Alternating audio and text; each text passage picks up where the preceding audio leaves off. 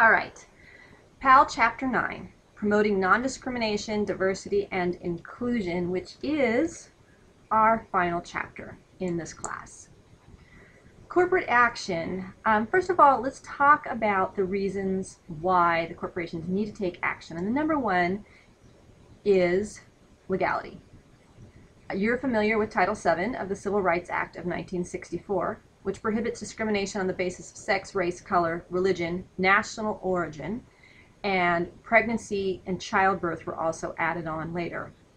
It bans sexual harassment and two types of discrimination: disparate treatment and disparate impact. Disparate treatment, when sex is intentionally used as a basis for treating people unequally. And let's take a look at this example. So you ask your female potential employees about their future childbearing plans, but you do not ask the men. How about asking women if their husbands will mind them traveling with male coworkers, but not asking men if their wives will have an issue with them traveling with female coworkers? So do you see how that works? It's disparate treatment. It's not the same. Treating women differently, asking them questions about their personal life, about childbearing, about how their spouse would feel about them traveling with male coworkers, but not asking men the same questions. Disparate impact.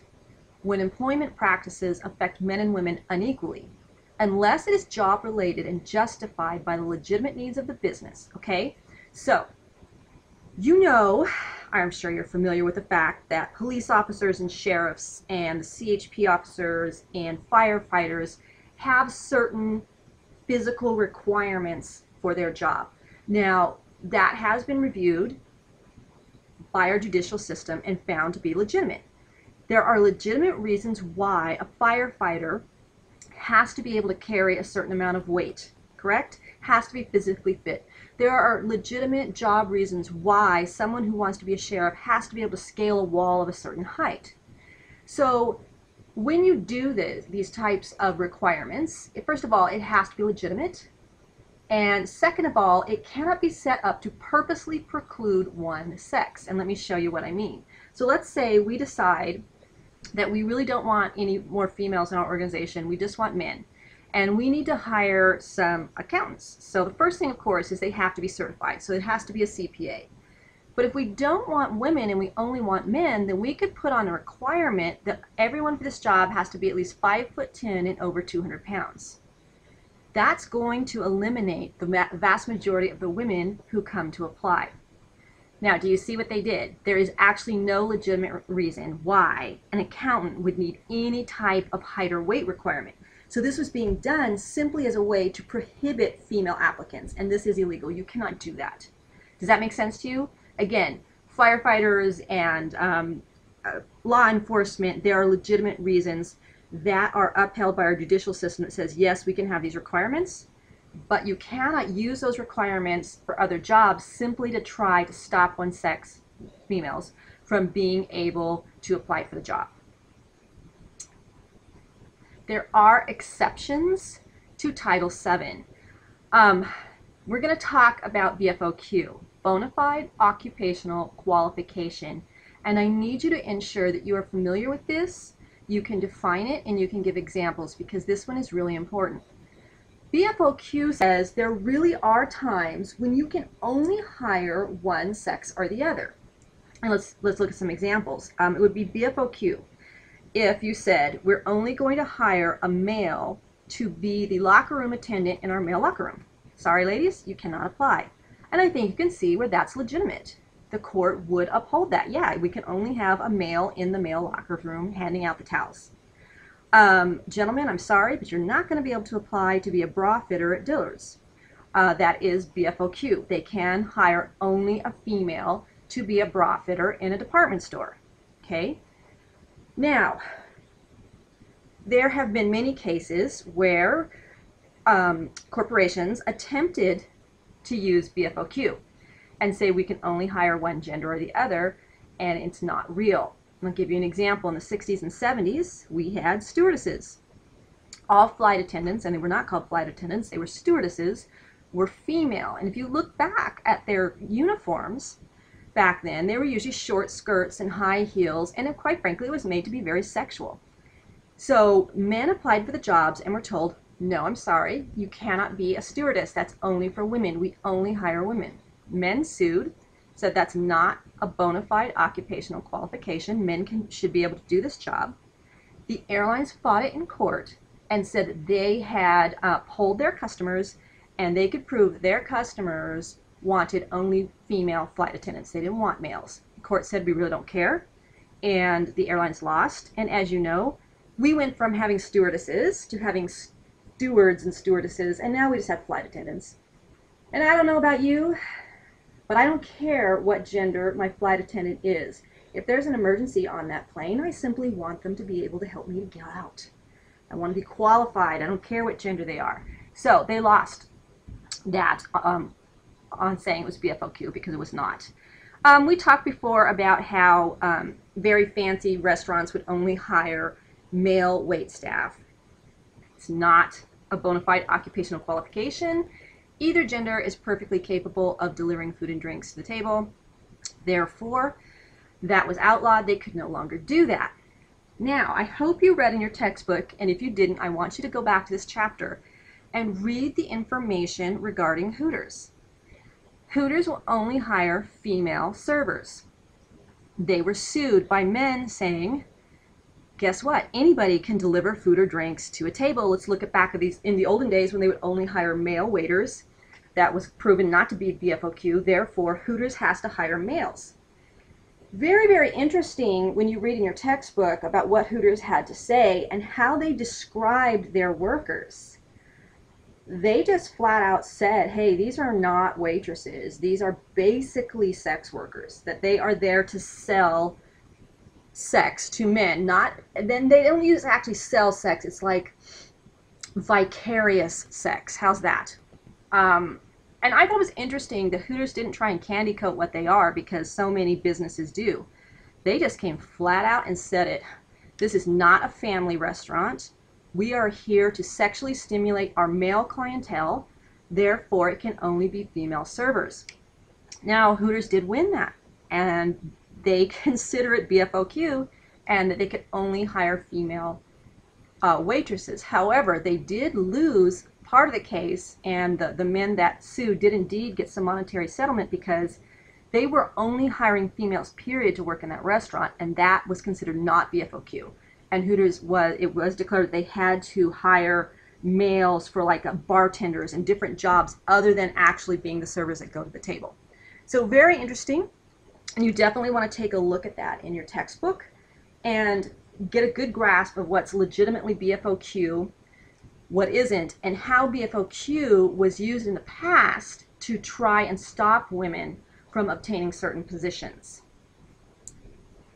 Now, the Equal Pay Act of 1963, which again, we've talked about this before, it's illegal to pay members of one sex a lower rate than the other if they hold jobs that require equal skill, effort, and responsibility under similar working conditions and in the same firm. However, there are exceptions to the Equal Pay Act, okay? And pay differences are permitted if there's a seniority system, a merit system, and sometimes there are still some businesses who measure earnings by quality and quantity, or in manufacturing can sometimes have some different qualifications. But if you look at seniority, it makes sense. I don't care what gender you are. You're doing the exact same job. However, this other person has been there 5-10 years longer than you. They're going to make more money. I think you know that that's legitimate. That makes sense. There's also different forms of merit systems. So no matter what your gender, maybe the one person just earned more in the merit system, did a better job, earned more rewards, or however their merit system is set up, and is earning more money. So even though you're both doing the same job that requires the same skill and all that, it's okay that they're not both paid the same because there's some sort of system in place that is legitimate. Okay, it also has to be legitimate, that says that you can earn money based on seniority or merit. Does that make sense? It's pretty straightforward. Now let's talk about the cost of discrimination. Direct costs would be fines. Okay, so your company gets turned into the EOC for doing something that's, discriminatory, and it's found out, yes, you're busted for this, so there's a fine. Well, what was happening was the fines were not big enough to actually cause change. When you have a multi-million or multi-billion-dollar corporation and they're getting hit with a $5,000 fine, that's nothing to them.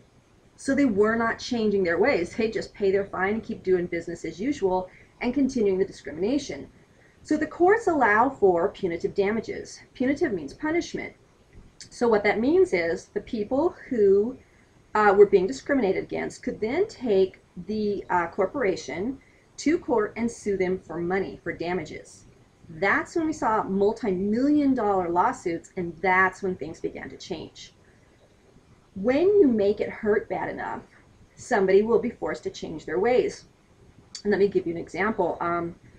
We all got our cell phones and we were driving around talking, and then they changed the laws. And now you can't talk on your phone while you're driving unless you have, the hands-free device, right? Well, do you still talk on your phone while you drive? If the punishment of getting caught the first time was a total of $20, and that includes all the different court fees, everything, it was $20, we'd also be talking on our phones. $20 doesn't hurt, does it? But if you know anything about how the good old state of California works, the first time you get popped, it might be $75, but then there's a bunch of court fees and this fee and that fee, and I've heard it gets up to about $300. Okay, that hurts. I'm not taking the chance for $300, and that, quite frankly, is what inspired me to stop talking on my phone while I was driving. It's kind of like speeding, how bad does it hurt? We all do it. You get a ticket, it hurts badly, then you are definitely going to be inspired to change your ways, and after you get that ticket, you'll be driving the speed limit for quite some time because the damages were too much. You don't want to get caught again, right? So it makes sense that if the fine isn't stiff enough, you don't change your behaviors. Therefore, the courts allowed for punitive damages. And on top of everything else, a corporation is going to have their own legal fees. They don't send just one lawyer, do they? They send a team. So legal fees will be very, very large. So cause enough pain, they change their ways. But there's also the indirect costs, like the damage to the company image. When this stuff gets out in the press, many people will choose not to do business with a corporation that has a history of discrimination because it hurts that company's reputation, which hurts the company's bottom line. And if you happen to be working for a corporation that gets in trouble and gets caught, it's out there, it's proven that they had discriminatory practices, it hurts their own employees. Their own employees lose organizational commitment to the firm. So we have both the direct costs and we have the indirect costs. So the cost of discrimination to a corporation is extremely high. Now, affirmative action. Okay, the purpose originally of affirmative action was to overcome the past effects of discrimination. Now you have to remember that this country had a history of hiring whites, correct? And particularly in management, management was going to be white male. How do you change that? You can tell everyone it's the right thing to do and they should do it and then they should do this based on morals, but of course that didn't cause enough change. So our government instituted something called affirmative action. So U.S. organizations with 50 or more employees and federal contracts exceeding $50,000 per year have to comply to affirmative action, which means you have to prove that you have diversity in your workforce or you will lose your contracts. And this is real. This is no joke. They will pull your contract. In fact, nowadays, if you can't prove that you have diversity, you won't even get the contract. So this was an excellent way for the government to inspire people to promote people of color and women within their organization. This is administered by the Office of Federal Contract Compliance Programs, the OFCCP. And it, like I said, is legitimate. This is still going on today. If you do not meet diversity criteria, you will not get these contracts. And if you get the contract, and then later it's found out that you somehow were not meeting their requirements for diversity, they will pull your contracts from you. But why should businesses promote diversity? Well, because we're becoming such a diverse culture. We have a much more diverse labor force, and I want you guys to think diversity beyond skin color, beyond gender. Okay, there's many other types of diversity. You can think about religion, you can think about sexual orientation, and you can think about physical and mental disabilities. Now, did you know that women are earning college degrees, both undergrad and graduate, at a higher rate than men, which means that women are going to become a greater and greater percentage of the workforce because they become the most qualified for the job because you have more highly educated women. We also have gone with a worldwide shift from manufacturing-based economies to service. And what that means to diversity is you do not know who built your car. You can't see them, right? That's manufacturing, so you have no idea if they have a diverse workforce. Whereas most of the time now, as we've switched to service economies, you see the people that work for the businesses that you patronize. Therefore, people are now looking for diversity to ensure that these corporations are embracing diversity. Start looking around when you go shopping and see who is there. And I'll give you a really good example. A lot of people don't like Walmart for a lot of different reasons. But let's face it, they have great prices and a tremendous selection. If you look around in Walmart, you will see diversity. You will see people who are disabled. You will see senior citizens. You will see racial diversity. I mean, they actually evidence diversity quite well. So start paying attention and seeing, where you go in town when you're doing your shopping, and start looking around and seeing who's evidencing diversity and who isn't.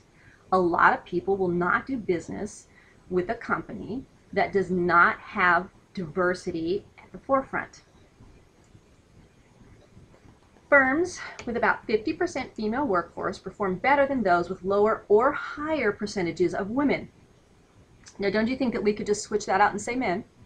Firms with about 50% male workforce perform better than those with lower or higher percentages of men. Right, because we've got men, we've got women, it's 50%, therefore we could flip that either way. The bottom line is, it's the composition of the group. If you have gender diversity, you find that you have higher performance. Now, what is inclusion? It's one thing to hire people of different ethnicities, of different religious backgrounds, different genders, but the question is, are they actually included in the majority group or are they alienated? So we have three types of diversity cultures: monolithic, plural, and multicultural. Monolithic organizations, a large majority of employees are from one group, particularly in the managerial ranks. So what happens is the difference between minority and majority are solved by assimilation. The minority group is expected to adopt the norms and values of the majority in order to survive, and if you do not, you will not survive in that corporate, that organization. It's pretty much, yeah, we hired you, but you better act like us or you will not be accepted here and you're out the door. So the unspoken message is, we do not actually welcome diversity. In a plural organization, now they've taken some steps to promote diversity, okay, such as hiring and promotion and managerial training, but the focus on numbers of majority versus minority, okay, is still what's going on. And once again, we're looking at assimilation. Okay, intergroup conflict is very high. The majority group disagrees with organizational change to promote diversity, and this is actually pretty common. Let's face it, when you're comfortable and you're part of the majority, you don't want things to change, and you will fight it, and then you may ostracize the people in the minority and say, why should we have to change to accommodate you? So in this one, the unspoken message would be, we promote diversity, but we still expect employees to fit in with the majority. And our last is the multicultural organization. Now this one doesn't just promote diversity, it promotes both diversity and inclusion. Okay, respond to differences by encouraging members to respect the norms and values of other groups. increased use of diverse work teams. So stop segregating your people, integrate those groups so they get used to working with each other and finding out that the people in the minority groups are just as valuable as the people in the majority groups. And when you do this, you'll find a lower intergroup conflict, which of course means increased productivity. And the unwritten message there is we welcome members of all groups as full participants. You know, not just that you have to be here so that we can put a check in a box, but we truly value you as team members. The benefits of inclusion. First of all, more attractive to prospective employees. Truly, these days, people are looking for an inclusive environment. Inclusion means that your employees are more likely to stay with the company, which means it can enhance the organization's bottom line, make it more profitable, and make you a stronger competitor. And let's face it, when you're looking at business, you're looking at the bottom line. So let's talk about organizational action for diversity. All right, number one, set and communicate the organizational goals of promoting non-discrimination. All right, so first of all, the company has to not just say, gosh, we should probably do that. They need to actually set goals, quantifiable, attainable goals. Of course, number two, you have to ensure that you are complying with all your EEO laws, which is right up at the top, of course. Encourage the employees to be champions of diversity. Encourage your employees to take a stand. So maybe you are a member of the majority, but if you hear a member of the majority, you know, denigrating a member of the minority based on their minority status. Now remember, that doesn't just mean skin color. You know, your employees are the ones who have to stand up and say, that's not acceptable. You don't get to do that.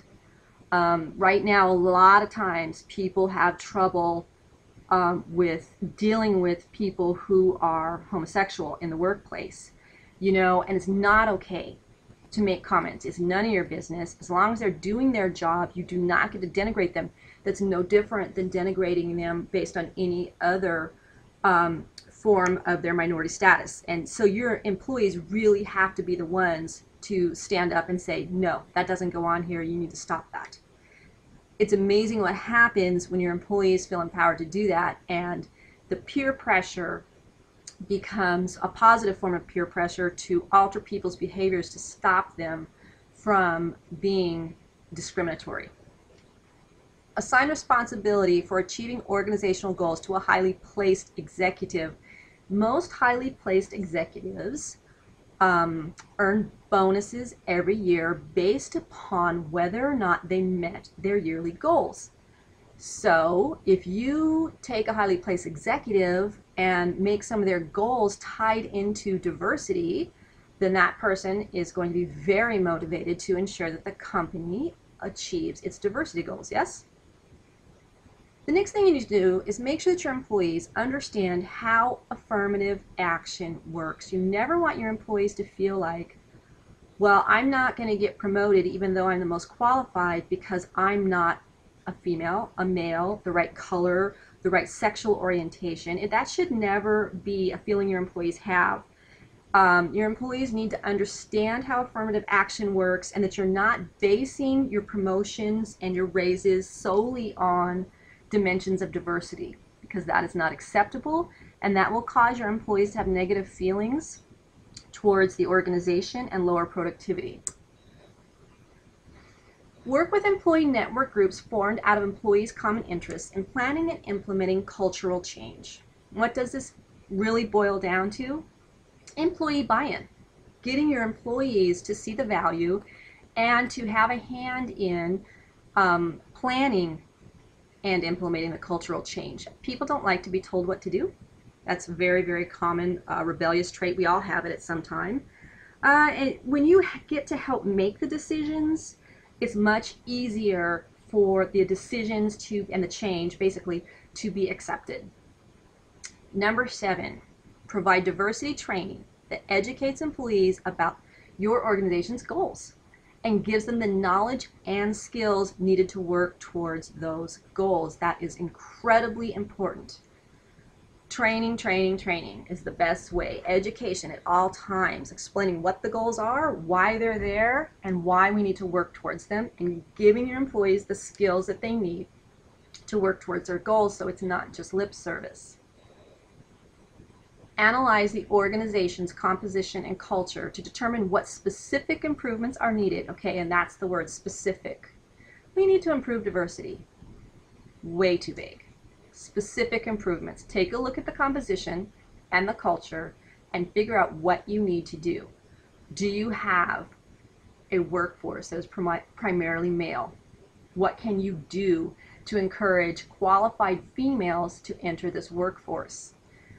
We see this very frequently with engineering. So what they're going to do is they're going to reach out to girls even in junior high school and saying, hey, you know what? You can become an engineer. I mean, they started out very, very young. And here's what you need to do. And here's why you should be an engineer. These are the classes you'll need to take in college. And hey, did you know how much this pays? And they start even that, down at that age, trying to figure out how to get females into their male-dominated field. They might go to the local universities, again, and do the same type of thing, encouraging females to come and apply. So it depends on what you're looking for. Maybe you have very few Latinos in your organization. Okay, well then the next time a job opening comes up, advertise it in a newspaper in an area that is heavily Latino. Makes sense, right? The trick is you have to figure out what specific improvements are needed and then go set your goals. Ensure that the achievement of organization goals and objectives is rewarded by the management system. Okay, so you set these goals and you meet them, they need to be rewarded. Everybody needs to get a reward for a job well done, or they become discouraged and they stop striving for those goals. So a reward system has to be built in. And then constant monitoring.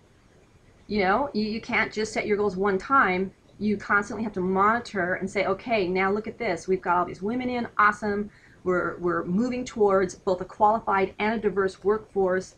But you know what, you guys, have you ever noticed that we have no one disabled working here? Why? Okay, constantly monitoring, seeing where our progress is. Do we need to change any of our processes or our objectives? And what can we implement to ensure that we are moving towards diversity?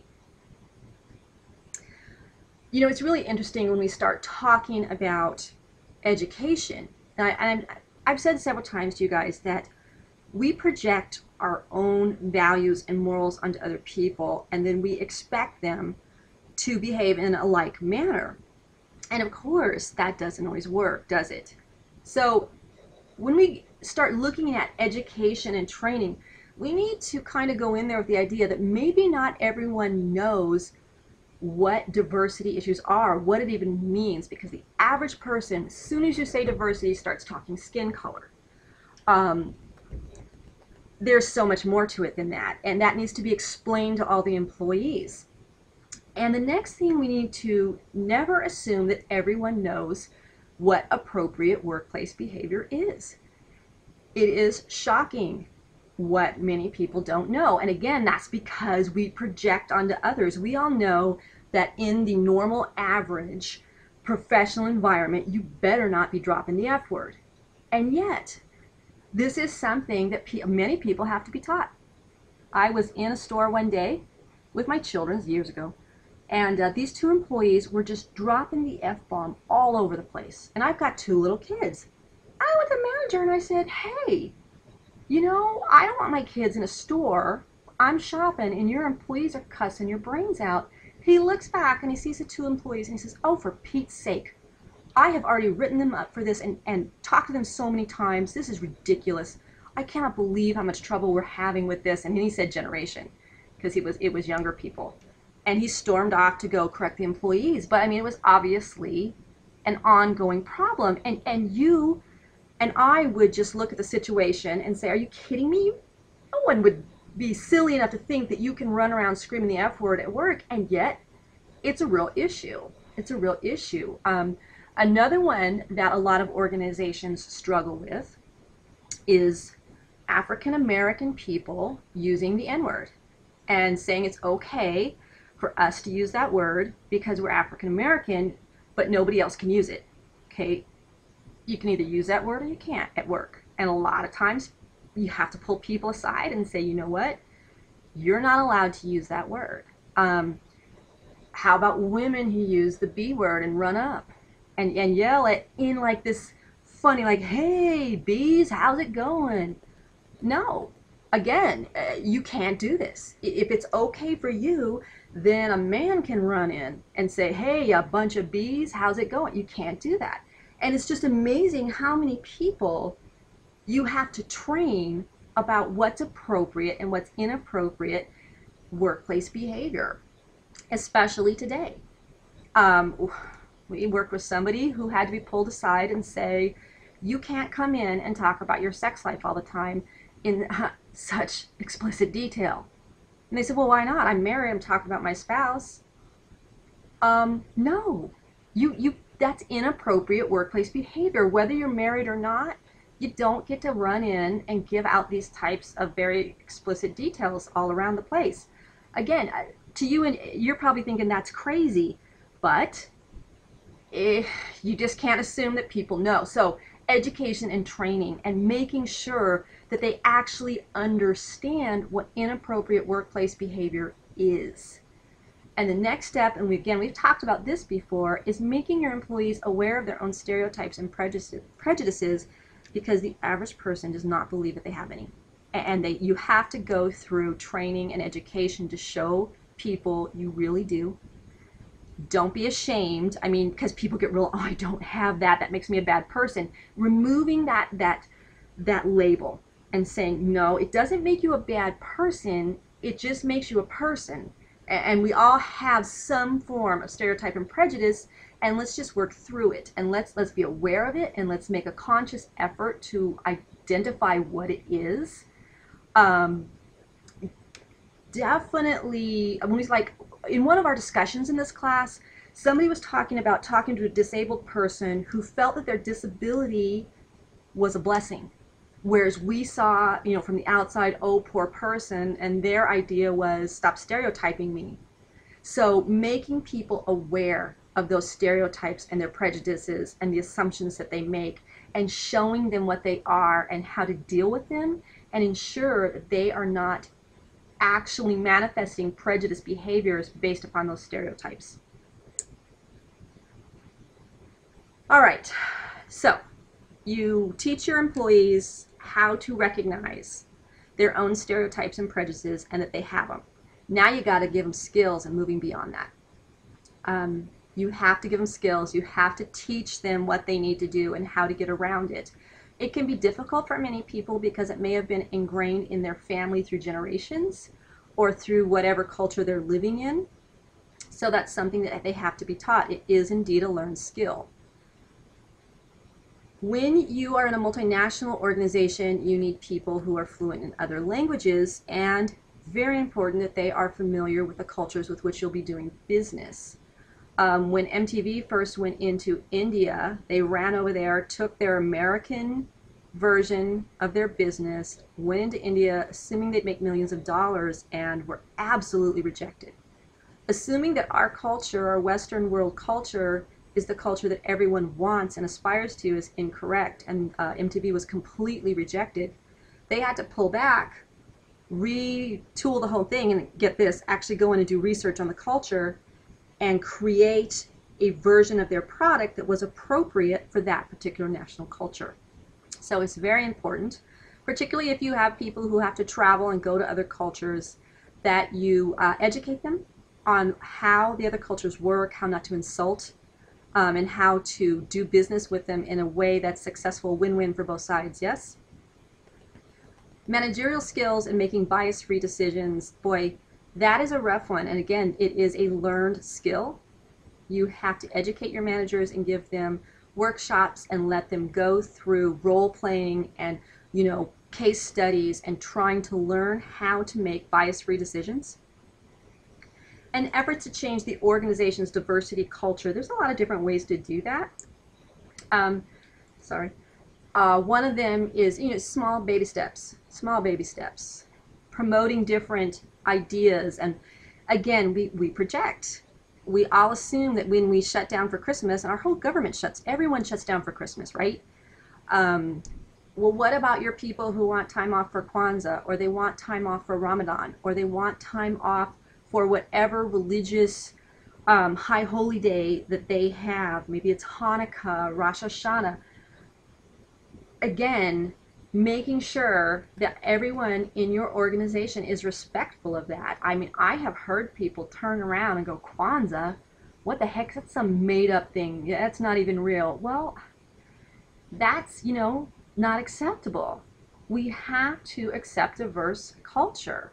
And if you have got people in your organization that are truly from different religions, different backgrounds, we have to train our people into being respectful, into accepting others and respecting them, and say, yes, yes, we understand this is your religion, and yes, you have to take vacation at this time, and we understand that. And it's really a hard thing to do. And those baby steps from maybe educating everybody on what Kwanzaa is, and having a Kwanzaa celebration at work that involves food, because food, my goodness, food at work always draws in people, always. You give them free food, they shall come, right? You may not want to go to the meeting until you hear there's donuts, and then you're there. It's silly, but it's true. For some reason, food at work, even, cheap food like donuts, huge big deal. I worked at a huge corporation, and they every year had diversity luncheon day. And basically, we all got a free hour off. Boy, there's a big one people want. And we got free food. Okay, you just locked in two things. And what it inspired us to do was to go down to this big fair and celebration. And there was foods from the different cultures. And part of it was employee based, and part of it they brought in restaurants. And then any employee who wanted to could dress in the native dress from their cultural history, and talk to you about their family's cultural history and ethnicity, religion, whatever it was. And it was a really cool way to learn about some different cultures and the other employees. And just a baby step, but a great one. And you got to know other people, you got to know about their cultures, you got to know about maybe their religion and the foods. The food thing was a big deal, and how they celebrated different holidays. It was a great thing to do. Again, little baby step, didn't cost the company that much money, but you tied in food and you tied in an hour off from us, and we were all there. And even those little steps really does change people's perspective. So your book goes on to the final conclusions for the textbook. And the main thing I can tell you is people are not usually really crazy about change. We all say we are, but the change we like is the one that benefits us. We don't always embrace change that maybe we can't see the direct benefit. Maybe we don't see a direct benefit to us. Sometimes it's hard to understand, why do we need to change our workforce? Why do we need to hire people who are fill in the blank from whatever diversity you want? So it starts from the top down. The attitudes start from the top down. It hinges on education and training, and teaching people to think beyond their own beliefs and how they've been raised and in the culture they've been in, and that maybe they need to step outside of that. And I'll tell you right now, that is hard for every single one of us, okay? So when a company needs to set a goal to create a non-discriminatory, diverse, and inclusive workplace. And that's the real goal, because we know that besides being the morally correct thing to do, let's face it, we're business people, and it enhances the bottom line. And until the top management recognizes that diversity really does enhance the bottom line, we won't see the buy-in that we need to create true change. And in this week's discussion board, your assignment is to go out and examine the diversity policies of a large corporation. And the example I gave you was Google. And I put the link in there to their whole diversity plan and their diversity statement. And Google is extremely diverse, if you don't know this. Take a look at it. It's really interesting to see a company that is not just talking the talk, but is truly walking the walk. And it might be interesting for you to do a little research on a company with which you actually do business. Check it out. I'm sitting on an HP computer. Maybe I should go see what HP has for their diversity plans and training. I mean, just pick someone that you really actually do business with. Go out there, Google it, and see if you can find, and it might take you 2 or 3 companies before you can find one where it's easy to find their diversity policies, statements, and programs, but it is out there. You'll be very surprised. There's a ton of it out there. So use it to kind of educate yourself on who you do business with, not just to, post on the discussion board and get your points, which yes, you have to do, but check it out and see who you're doing business with. Pretty interesting to see who's really diverse and who isn't. And in the end, of course, you have the Chapter 9 terms. Please watch out for BFOQ, disparate impact and disparate treatment discrimination, and make sure you know what they are.